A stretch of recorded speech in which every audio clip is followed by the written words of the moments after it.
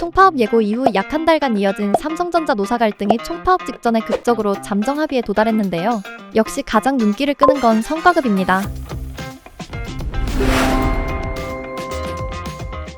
특히 반도체를 담당하는 DS 부문에서 기존 OPI는 유지하고 여기에 특별 경영성과급을 새로 만드는 방식으로 협의가 이뤄졌는데요. 특별 경영성과급 재원은 노사가 합의한 사업성과의 10.5%로 정해졌고 기존 OPI 1.5%까지 합치면 총 12% 수준의 성과 보상 구조가 만들어진 셈입니다. 이 때문에 메모리 사업부 직원의 경우 실적과 조건이 맞으면 1인당 최대 6억 원 안팎의 성과급을 받을 수 있다는 전망까지 나왔습니다. 하지만 아직 노조가 끝난 건 아닌데요. 노사가 잠정 합의에 도달한 것은 맞지만 이 합의안이 최종 확정되려면 조합원 찬반 투표를 통과해야 합니다.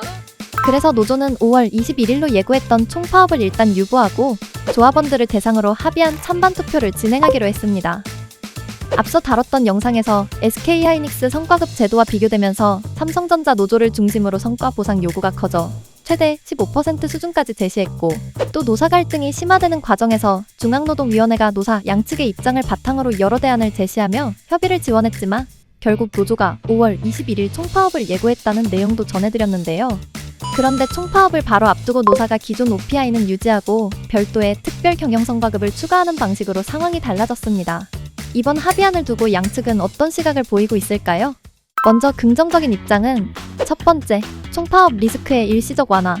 반도체 생산은 하루 이틀 멈추는 것만으로도 부담이 커지는 만큼 총파업 직전 잠정 합의가 나온 것은 삼성전자, 임직원, 투자자 입장에서도 가장 큰 불확실성을 줄인 결과로 볼 수 있습니다. 두 번째, 성과 보상 기준의 명확화. 이번 합의안은 기존 OPI를 없애는 방식이 아니라 기존 OPI는 유지하면서 특별 경영 성과급을 추가하는 구조입니다.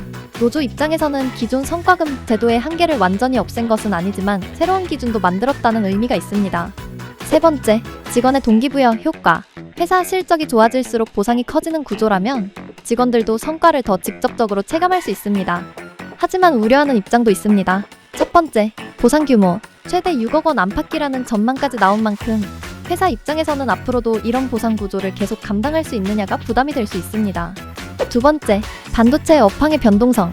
반도체 산업은 좋을 때는 크게 벌지만 업황이 꺾이면 실적도 빠르게 흔들립니다. 그래서 큰 보상 기준이 나중에 부담으로 돌아올 수 있다는 우려도 있습니다.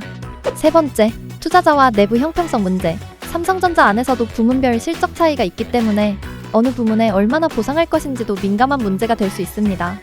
결국 이번 잠정 합의는 총파업 리스크를 피하면서도 기존 성과급은 유지하고 추가 보상 기준을 만들었다는 점에서 노사 양측이 현실적인 합의점을 찾은 것으로 볼 수 있는데요. 다만 지급 상한이 없는 구조가 앞으로 어떤 선례가 될지 조합원 찬반 투표를 통과할지는 지켜봐야 합니다.